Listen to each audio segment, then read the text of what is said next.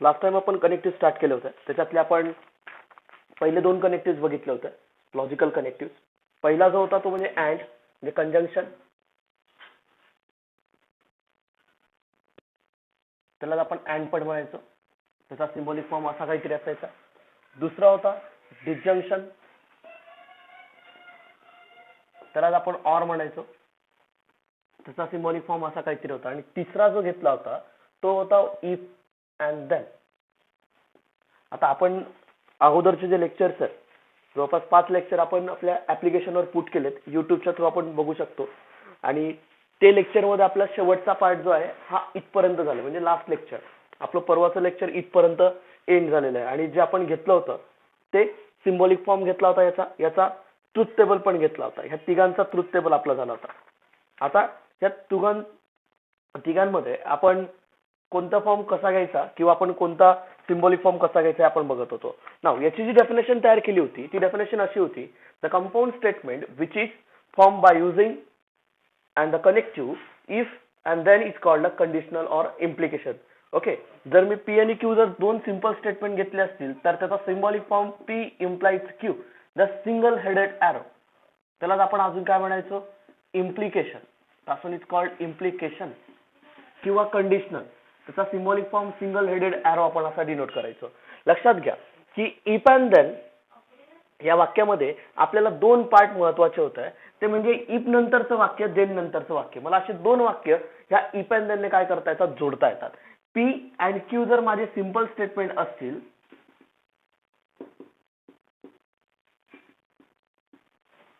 तर मी याला वाचताना असं वाचेल: P implies Q. If P then Q. Here P is hypothesis and Q is a conclusion. आपण जनरली थेरम्स मध्ये याचा वापर करतो. थेरम्स मध्ये याचा वापर करत असतो. Generally P implies if P then Q. म्हणजे जर आणि तरच्या लँग्वेज मध्ये जर आपल्याला असं काही मेन्शनिंग पार्ट दिलेला असेल तर आपण असं काहीतरी मेन्शन करत असतो. ओके, नाउ याचं एक्झाम्पल पण आपण घेतलं होतं काल. The angle is right angle आणि क्यू स्टेटमेंट होतं the triangle is a right angle triangle. आपल्या नोट्स मध्ये आपण सर्व काही लिहिलेलं आहे, त्याच्यात आपण मेन्शन केलेलं आहे सर्व काही. ओके, नाव त्याचा ट्रुथ टेबल आपण फॉर्म केला होता. ट्रुथ टेबल असा काहीतरी होता: एक स्टेटमेंट पी असेल, क्यू असेल तर त्याची ट्रुथ व्हॅल्यू ट्रू कधी असते किंवा फॉल्स कधी असते? P is true, Q true, P true, Q false, then P false, then Q true and then both are false. ह्या पॉसिबिलिटीज होत्या. बरोबर, आपण लास्ट टाइम पॉसिबिलिटीज कशा काढायच्या पीच्या आणि क्यूच्या ते आपण सर्व काही बघितलेले. ह्या पॉसिबिलिटीज मी काढून दाखवलेल्या आहेत. त्यामुळे प्रिव्हियस लेक्चर व्यवस्थित क्लिअरली बघा, त्याच्याशिवाय हे कळणार नाही किंवा पी स्टेटमेंट काय, क्यू स्टेटमेंट काय. बरेच जण आज डायरेक्ट लेक्चर बघतात, त्यामुळे त्यांना हे डायरेक्ट पी आणि क्यू काय घेतलाय जोपर्यंत आपण लास्ट टाइमचे लेक्चर बघत नाही तोपर्यंत आपल्याला कळणार नाही. ओके, नाउ पी इम्प्लाइज क्यूचा सिम्बॉलिक फॉर्म. पी इम्प्लाइज क्यूचा. Okay, now P implies Q मध्ये लक्षात घ्या, पी इम्प्लाइज क्यू मध्ये आपल्याला सिम्बॉलिक फॉर्म कसा असणार आहे किंवा काय असणार आहे हे लक्षात घ्या. आता नाउ जनरली आपण असं काहीतरी मेन्शन करतो. जर असं काही असेल तर ओके, मग आपण असं डॅश डॅश काहीतरी मेन्शन करत असतो. लक्षात घ्या इफ आणि देनचा पण मिनिंग तोच आहे. इफ आणि देनचा सुद्धा मिनिंग तोच आहे. लक्षात असू द्या हायपोथेसिस काय आणि कन्क्लुजन काय. कारण माझ्या ज्या ट्रुथ व्हॅल्यूज आहेत ह्या ट्रुथ व्हॅल्यूज ह्या हायपोथेसिस म्हणजे पी आणि कन्क्लुजन म्हणजे क्यू वर डिपेंडेंट असतात. ट्रुथ व्हॅल्यू कंबाईन मला ह्या पी इम्प्लाइज क्यू ची सिंगल ट्रुथ व्हॅल्यू काढायची आहे. जर मला सिंगल ट्रुथ व्हॅल्यू काढायची असेल तर पी ची ट्रुथ व्हॅल्यू काय, क्यू ची ट्रुथ व्हॅल्यू काय हे आपल्याला क्लिअर कट माहिती असायला पाहिजे. पी काय आहे, क्यू काय आहे, मग त्याच्यासाठी ह्या 4 पॉसिबिलिटीज मी काढलेल्या आहेत. ओके, म्हणजे दोन स्टेटमेंट असल्या की माझ्याकडे 4 पॉसिबिलिटीज मला मिळतात. मग त्या 4 पॉसिबिलिटीज मी याच्यामध्ये डिफाईन केलेल्या आहेत. फक्त लक्षात असू द्या की आपण काय करतोय किंवा कशा पद्धतीने त्याला सॉल्व्ह करावं लागणार आहे नंतर.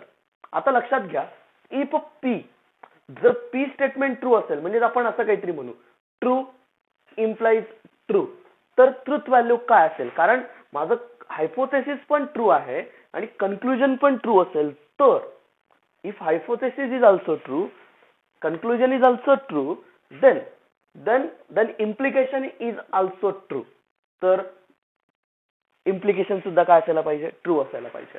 लक्षात घ्या कारण पी इम्प्लाइज क्यू मध्ये आपण माझं हायपोथेसिस जे दिलेलं आहे ते सुद्धा ट्रू आहे आणि जे प्रूव्ह करायचे ते सुद्धा माझं ट्रू असेल. म्हणजे मला जे पाहिजे असेल, जे फायनल आन्सर पाहिजे असेल, ते फायनल आन्सर माझं ट्रू येत असेल तर माझी रिझल्टंट व्हॅल्यू सुद्धा काय असेल, ट्रू असणार आहे.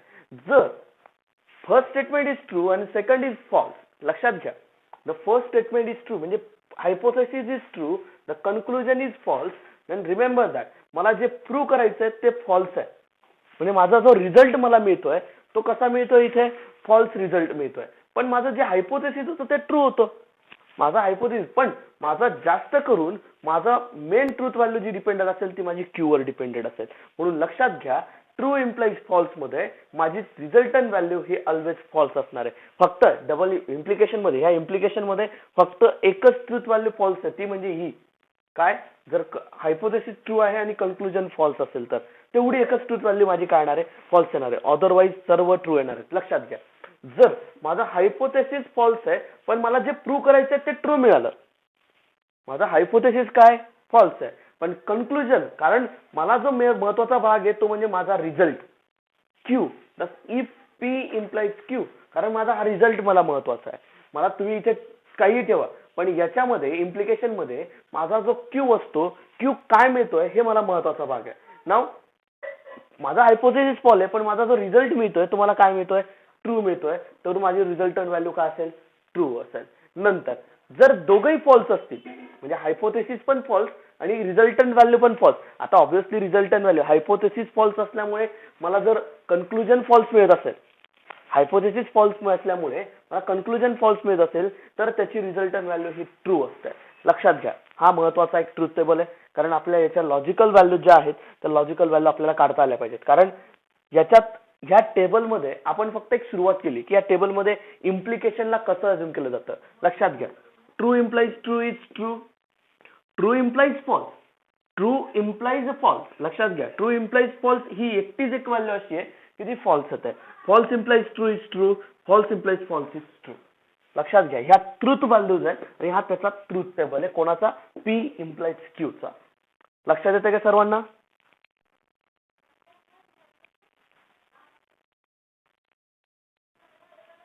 ओके, नाव हे झालं इथपर्यंत. आपण काल इथपर्यंत घेतलं होतं का लास्ट टाइम, लास्ट लेक्चर मध्ये जे व्हिडिओ लेक्चर आहे आपलं मागचं प्रिव्हियस, ते लेक्चर आपलं इथपर्यंत झालेलं आहे. ओके, नाव आता इथून पुढे काही नोट आहेत, त्या नोट आपल्याला कम्प्लीट करायच्या. नोट मध्ये आपल्याला महत्वाचा काही भाग आहेत, तर नोट मधले मी भाग सांगतोय. लक्षात घ्या आता काय सांगतोय.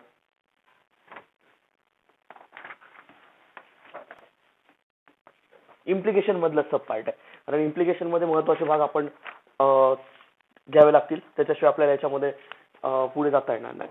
ओके, नाव लक्षात घ्या, पहिली जी नोट आहे ती पहिली नोट अशी काहीतरी म्हटली आहे नोट्समध्ये. नोट्स व्यवस्थित बघायच्या आहेत कारण नोट्समध्ये बराचसा पार्ट दिलेला आहे. बऱ्याच जणांनी अजून नोट्स लिहिलेले नसतील, त्यांनी नोट्स अगोदर कंप्लीट करायच्या आहेत, त्यानंतर पुढे कंटिन्यू करा. ओके, नाव फर्स्ट काय म्हटलंय, if a conditional statement P implies Q, the statement P is called hypothesis when the statement Q is called conclusion. मी तेच म्हटलं अगोदर, P implication Q मध्ये म्हणजे आपण P implies Q मध्ये P ला काय म्हणायचं, हायपोथेसिस, आणि Q ला काय म्हणायचं, कन्क्लुजन. P implies Q असं काहीतरी मेन्शन केलं जातं. नंतर सेकंड पार्ट महत्वाचा आहे, कारण सेकंड नोट जे आहे ती सेकंड नोट्स मध्ये आपण काय काय किंवा कुठल्या कुठल्या सिम्बॉलिक फॉर्मने आपण रिप्रेझेंट करणार ते आपल्याला मेन्शन करायचं आहे. नाव कंडिशनल स्टेटमेंट जर P implies Q असेल, जर suppose that P implies Q मला दिलेला असेल, तर ह्याच फॉर्मला मी अजून वेगवेगळ्या पद्धतीने लिहू शकतो किंवा वर्ड्स मध्ये मी त्याला लिहू शकतोय. त्याला लिहू शकतो मी if P then Q च्या फॉर्म मध्ये. ओके, म्हणजे त्याचे इक्वलंट फॉर्म आहेत. म्हणजे याचा मिनिंग आणि हे जी माझे नोट्स लिहितोय किंवा जे रिमार्क लिहितोय ते सेम आहेत. P implies Q. Third, Q when P, meaning same. if P then Q म्हणजेच काय, if P implies Q म्हणजेच काय, Q केव्हा, जेव्हा P असेल तर, P असेल तर मला कोण मिळतोय, Q मिळतोय. Fourth, P is sufficient for Q.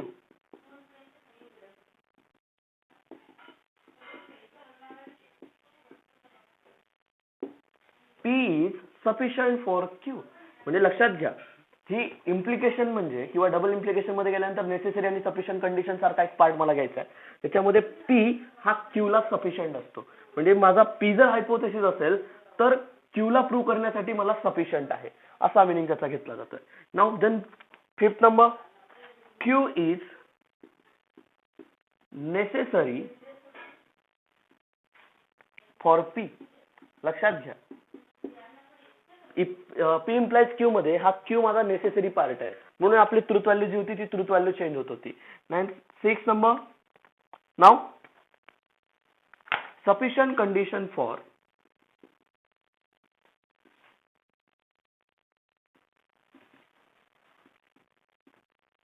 Q is P. म्हणजे असं पण वाक्य जर लक्षात घ्या, हे का लिहून देतोय कारण एक्झाम्पल मध्ये परीक्षेत आपण जर एखादं एक्झाम्पल जर अशा वर्डिंग मध्ये जर आलं तर एखादं वाक्य दिलेलं असेल P is sufficient for Q वाक्य दिलेलं असेल तर आपल्याला ओळखायला प्रॉब्लेम नको यायला, कारण यांच्या सर्वांचा मिनिंग फक्त पी इम्प्लाइज क्यूचाच आहे.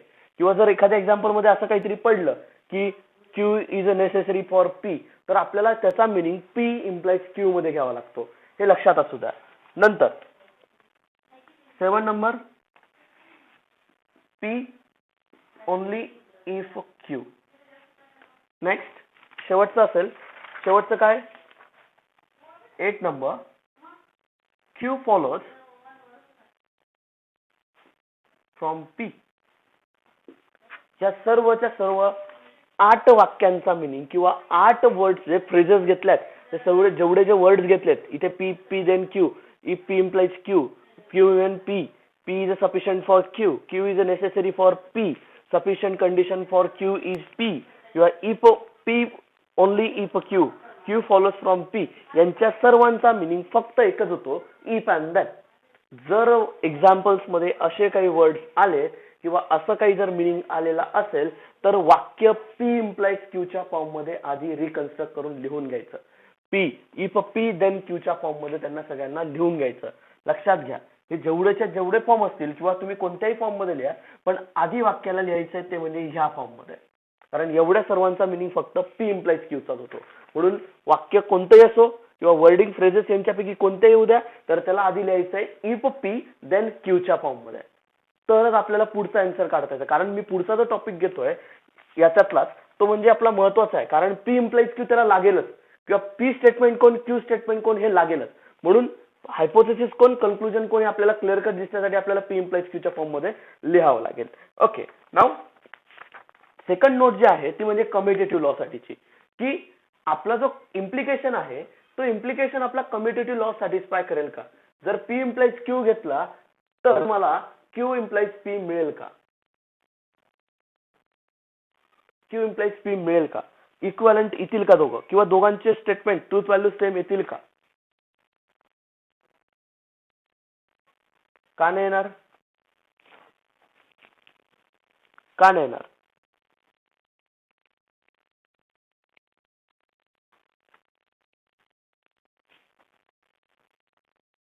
हा, का नाही येणार.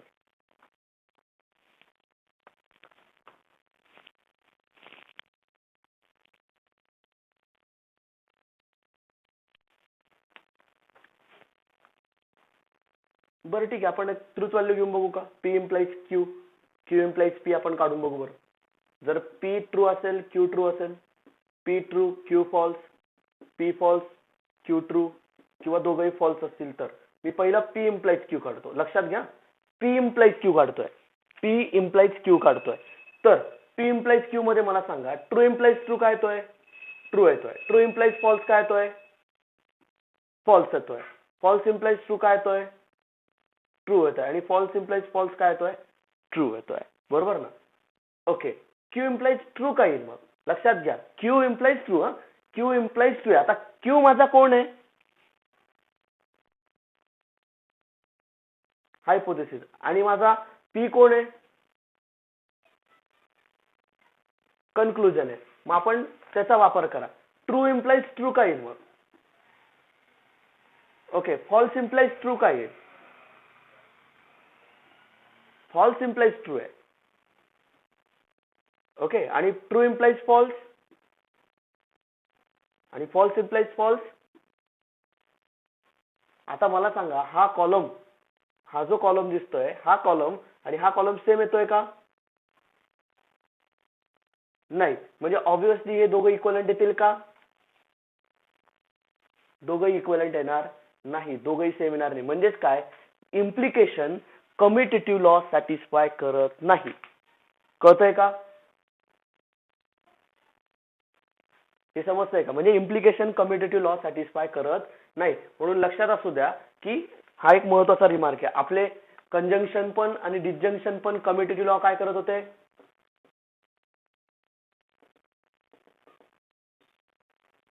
सॅटिस्फाय करत होते. कम्युटेटिव्ह लॉ काय करत होते? सॅटिस्फाय.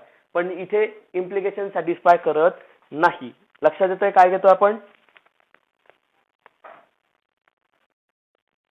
ओके. नाव महत्वाचा आणि पुढचा एक जो टॉपिक आहे तो एक इम्पॉर्टंट पार्ट आहे आपल्या सिलेबस मधला. 3 मार्काचा क्वेश्चन याच्यावर दरवेळेला पडलेला असतो. दरवेळेला ह्याच्याशी रिलेटेड तुम्हाला क्वेश्चन राहणार म्हणजे राहणार. किंवा तुम्हाला जे महत्वाचा भाग आहे तो महत्वाचा भाग याच्यामध्ये कॉन्व्हर्स, इनव्हर्स आणि कॉन्ट्रा पॉझिटिव्ह. कारण इफ अँड देन का महत्वाचा आहे? कारण याच्यामध्ये हा एक महत्वाचा भाग आहे की जो वाक्याला लिहिताना जर इम्प्लिकेशन फॉर्म मध्ये असेल तर वाक्य कोणत्या कोणत्या पद्धतीने लिहिले जातात. नाव त्याच्यातला एक महत्वाचा भाग म्हणजे कोणता? कॉन्व्हर्स, इनव्हर्स आणि Contra positive.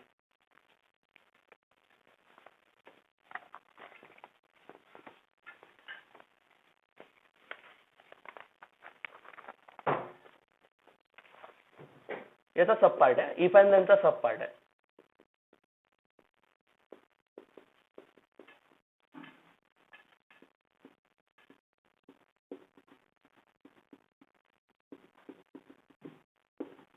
Converse, inverse and Contra positive हा एक महत्वाचा भाग आहे. 3 वेगवेगळे पार्ट आहेत. जर दिलेलं वाक्य, लक्षात घ्या, दिलेलं स्टेटमेंट किंवा दिलेलं compound statement, okay, if you consider, okay, given conditional statement,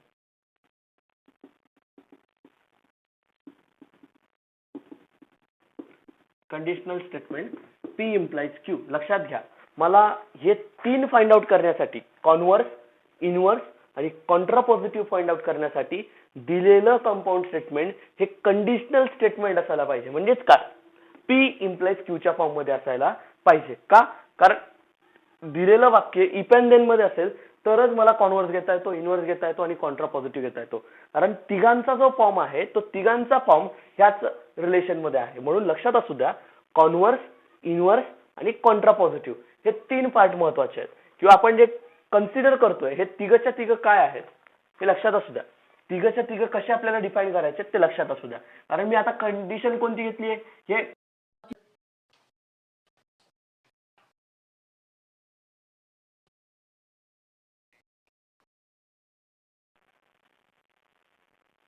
हा आवाज येतोय का आता? ओके.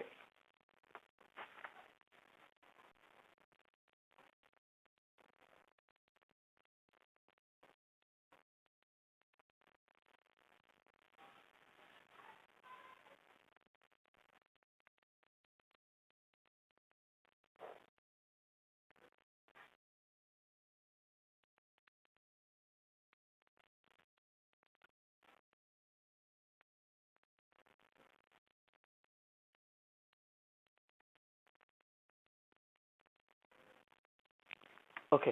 नाव मग आता त्याच्यातलं पहिलं, then if P implies Q चं वाक्य दिलेलं असेल तर त्याच्यातलं पहिलं, first, converse. Thus converse can be written as Q implies P. Converse कसा लिहिला जातो? Q implies P च्या फॉर्म मध्ये लिहिला जातो. दुसरा जो आहे तो म्हणजे inverse. Thus inverse can be written as we have to taken as a negation first. Okay, ठीक आहे. Negation P implies negation Q. Negation P implies negation Q. सांगतो त्याच्यामध्ये काय आपल्याला घ्यावं लागतंय. नाव कॉन्ट्रा पॉझिटिव्ह शेवटचा. कोणाचा आयडिया नसेल तर बंद करायचा आहे. Contrapositive. Then negation P implies negation, sorry, negation Q implies negation P. negation Q implies negation P. म्हणजेच काय, जर दिलेलं वाक्य P implies Q च्या फॉर्म मध्ये आहे तर त्याच्यामध्ये किती सिंपल स्टेटमेंट आहेत बरं? किती सिंपल स्टेटमेंट आहेत? तीन कसं काय? सिंपल स्टेटमेंट विचारतोय मी. दोनच आहेत ना, दोनच सिंपल स्टेटमेंट आहेत, बरोबर ना?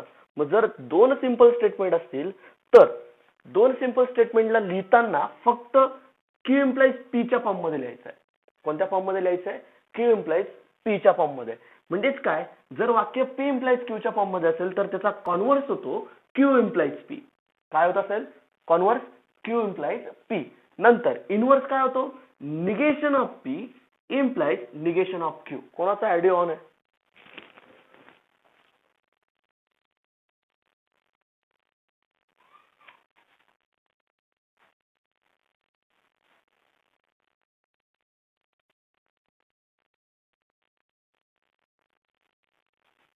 ओके, नाउ इनव्हर्स काय करायचा? Negation of P implies negation of Q करायचा. आणि कॉन्ट्रा पॉझिटिव्ह काय घ्यायचा? Negation of Q implies negation of P. Okay, चला एखादं एक्झाम्पल घेऊ आणि मग त्यानंतर आपण त्याला पुढे कंटिन्यू करू. एक्झाम्पल वरून आपण ते पटकन कळायला लागेल की आपण एक्झॅक्टली काय करायचं याच्यामध्ये.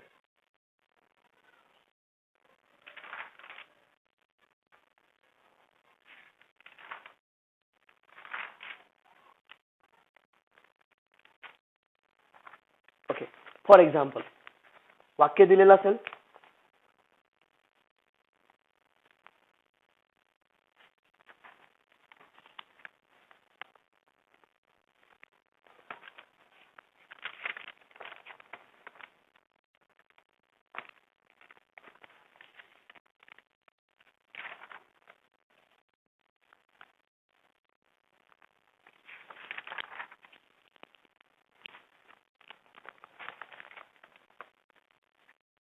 okay, for example, if surface area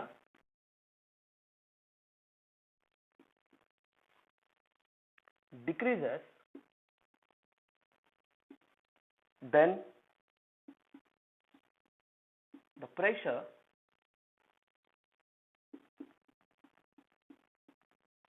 increases. Then the pressure is increases. लक्षात घ्या, 3 मार्काचं एक्झाम्पल आहे, त्यामुळे आपल्याला हे कळायला पाहिजे की आपण काय लिहितो हे आपल्याला कळायला पाहिजे किंवा आपण वाक्य कसं लिहितो हे कळायला पाहिजे. आता वाक्य कोणत्या फॉर्म मध्ये बघा बरं. If surface area decreases, okay, if surface area decreases, लक्षात घ्या, then the pressure is increases. लक्षात घ्या, वाक्य कोणत्या फॉर्म मध्ये?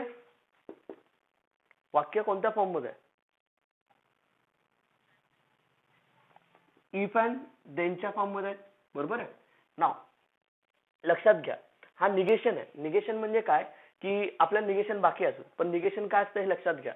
जर एखादं वाक्य दिलेलं आहे, जर सपोज वाक्य दिलेलं असेल तर निगेशन कसं केलं जातं? जर P वाक्य दिलेलं आहे, Mumbai is capital of Maharashtra, असं काहीतरी वाक्य दिलेलं आहे, तर याचं निगेशन कसं केलं जातं? Negation of P. फक्त काय करायचं, एक वाक्य सिंगल वाक्यासाठी दिलेलं आहे, लक्षात घ्या, एक वाक्यासाठी दिलेलं आहे. काय म्हटलं त्यांनी? If Mumbai is a capital of Maharashtra, बरोबर ना? तर त्याचं निगेशन काय होईल? Mumbai is not capital of Maharashtra. जर ते वाक्य ट्रू असेल तर त्याला फॉल्स करा, म्हणजे त्याचं निगेशन घ्या. आता Mumbai is capital of India, काय महाराष्ट्र काय होतं? मुंबई कॅपिटल ऑफ महाराष्ट्र म्हटलं काय होतं की ऑब्विसली हे ट्रू होतं, बरोबर ना? जर त्याचं निगेशन घेतलं, मुंबई इज नॉट, मी काय वापरलं इथे? नॉट वापरलं. Mumbai is not a capital of Maharashtra. याचाच मिनिंग काय होतं? या दिलेल्या सिंपल स्टेटमेंटचा, एका सिंपल स्टेटमेंटचा मी काय घेतलंय? निगेशन घेतलंय. काय घेतलंय मी याच्यात? निगेशन घेतलंय. याचा मिनिंग काय होतो? हा सिंबॉलिक फॉर्म कोणाचा आहे? निगेशनचा आहे, बरोबर ना. मग लक्षात घ्या आता, if surface area decreases then the pressure increases.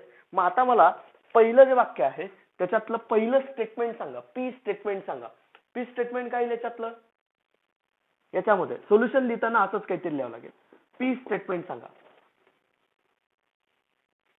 Surface area decreases, हे माझं पी वाक्य आहे, बरोबर ना. Surface area decreases. Okay. Q statement काय?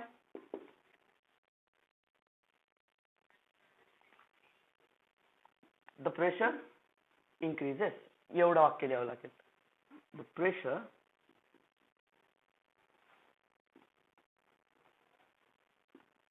increases. Therefore, the given statement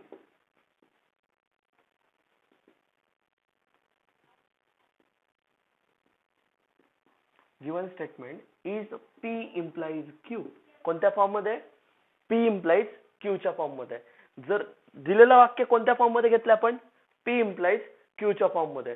okay. मग त्याच्यातलं पहिलं जे वाक्य आहे, आता याच्यात त्यांनी काय सांगितलं करायला? कॉन्व्हर्स करा, इनव्हर्स घ्या आणि त्याचा कॉन्ट्रा पॉझिटिव्ह करा. मग मी काय करायला पाहिजे? त्याचा काय फाइंड आउट करायला लावलाय? कॉन्व्हर्स. आता first of all me converse find out करतो. फर्स्ट कॉन्व्हर्स काय? कॉन्व्हर्स म्हणजे काय? Q implies P. काय करायचं त्याचा? Q implies P करायचा आहे, बरोबर ना. Q implies P घ्यायचा आहे. मग चला, आता P माहिती आहे, Q माहिती आहे, बरोबर ना. मग याचं वाक्य Q implies P च्या फॉर्म मध्ये लिहिल्या. परत इफ अँड देन मध्ये, पण लिहिताना इफ Q देन P च्या फॉर्म मध्ये. कोणत्या फॉर्म मध्ये लिहिणार? If P then if Q then P. मग चला वाक्य लिहून सांगा मला कसं येईल. if increases then surface area decreases. हे कोणतं वाक्य झालं माझं? कोणतं वाक्य तयार झालं? कॉन्व्हर्स तयार झालं. कुठलं वाक्य? कॉन्व्हर्स वाक्य तयार झालं. लक्षात घ्या. इफ म्हणजे आपण ऑब्विसली Q implies P च्या फॉर्म मध्ये मी याला लिहितोय, लक्षात असू द्या. नंतर पुढचं जे वाक्य आहे ते म्हणजे कोणत्या फॉर्म मध्ये लिहायचं आहे? इनव्हर्सच्या फॉर्म मध्ये लिहायचं आहे, बरोबर ना. मग इनव्हर्स त्याचा negation P implies negation Q करायचं आहे, बरोबर ना. मग आता त्याचं निगेशन लिहिताना कसं लिहिणार आपण बघू वाटलं. थोडं वरती लिहितोय मी, कॉन्व्हर्स इनव्हर्स कॉन्ट्रा पॉझिटिव्ह मध्ये वाक्य. निगेशन कसं लिहायचं लक्षात येतंय ना. आता ऑब्विसली इथे आपल्या इज आर काही वगैरे नाहीये, मग आपल्याला इथे डू आणि डज वापरावं लागेल किंवा इथे डज आपल्याला यूज करावं लागेल. चला, मग दुसरं वाक्य कोणतं आहे? इनव्हर्स आहे. दुसरं इनव्हर्स काय करायचं? त्याच्यात negation P implies negation Q करायचं आहे. चला, मग आता negation if negation P then negation Q, बरोबर ना. मग चला, if negation P then negation Q. चला सांगायचंय मला वाक्य. इफ P काय माझा? Surface area decreases. मग याचं निगेशन काय? Surface area does not decreases, बरोबर ना. If surface area does not decreases then, आता इफ नंतरचं वाक्य तयार झालं माझं निगेशन P. देन तसंच Q साठी सांगा, निगेशन Q सांगा.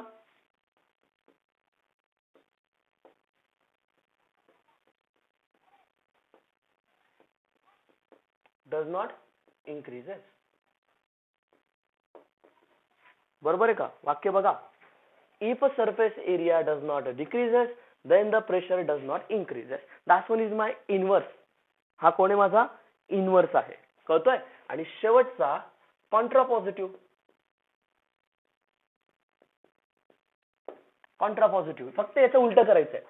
हे झालं ऑलरेडी आपलं. फक्त ते वाक्य जे वाक्य Q म्हणून घेतलंय ते अगोदर घ्या आणि नंतर निगेशन पी, कारण आपलं कॉन्ट्रापॉझिटिव्ह काय सांगतंय, negation of Q implies negation of P, बरोबर आहे का?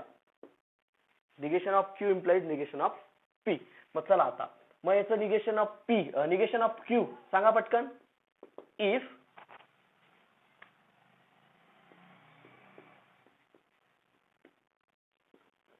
does not increases, then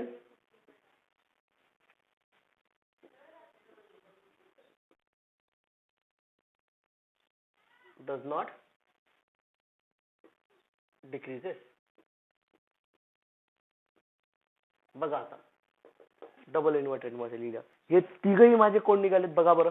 that's one is my converse, Q implies P, if a P then Q. मी अगोदर दोघे सिंपल स्टेटमेंट लिहून घेतलेत आणि मग त्या सिंपल स्टेटमेंट कॉन्व्हर्स मध्ये आणला. If a P then Q म्हणजे if the pressure is increases then the surface area decreases. नंतर इनवर्स मध्ये लिहिलंय negation P implies negation Q. If surface area does not decreases then the pressure is not increases. Now and then the contrapositive will says that the negation of Q implies negation P. The pressure is does not increases, then the surface area does not decreases. बर, याच्यात कोणाला काही doubt आहे का?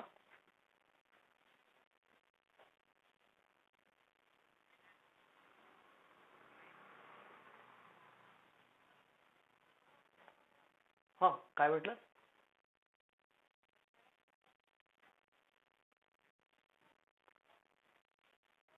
अजून true आणि false आपण truth value नाही काढत आहे ना, आपण फक्त काय करतोय, कॉन्व्हर्स इन्व्हर्स आणि कॉन्ट्रा पॉझिटिव्हच करतोय आपण. मिनिंग तिघांचा बदलत नाही. म्हणजे ऍक्च्युली बघायला गेलं तर इम्प्लिकेशन चेंज होऊन जात आहे, पण आपल्याला त्यांचा फक्त कॉन्व्हर्स काढायचा, इन्व्हर्स काढायचा आणि कॉन्ट्रा पॉझिटिव्ह काढायचा आहे. तिघही एक एक मार्काला येतात. कॉन्व्हर्स 1 मार्काला, इन्व्हर्स 1 मार्काला आणि कॉन्ट्रा पॉझिटिव्ह, म्हणजे हा 3 मार्काचा क्वेश्चन तुम्हाला दरवेळेला फिक्स राहतो, हा बदलत नाही. कळतंय?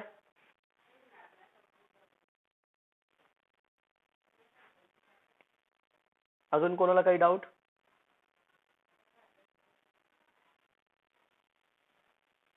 ठीक आहे. हे जे लेक्चर आहे, हे लेक्चर आपल्या ऍप्लिकेशनवर पण अपलोड करणार आहे. ऍज इट इज जसं हे लेक्चर झालंय ते जसं आपल्या ऍप्लिकेशनवर अपलोड होईल. त्यामुळे आपल्या ऍप्लिकेशनवरचे जे एक्झाम लेक्चर्स आहेत ते परत वाचल्यास जर कळलेलं नसेल तर तुम्ही परत एकदा बघू शकता. परत एकदा तुम्हाला चेक करता येईल की आपल्याला काय डाऊट असेल किंवा काय समजलेलं नसेल, तुम्ही चेक करू शकता. अलग लक्षात? ठीक आहे. मग आज आपण थांबतोय. उद्या आपले 2 लॉजिकल कनेक्टिव्ह बाकी आहेत, ते 2 लॉजिकल कनेक्टिव्ह आपण उद्या संपवू. चालेल?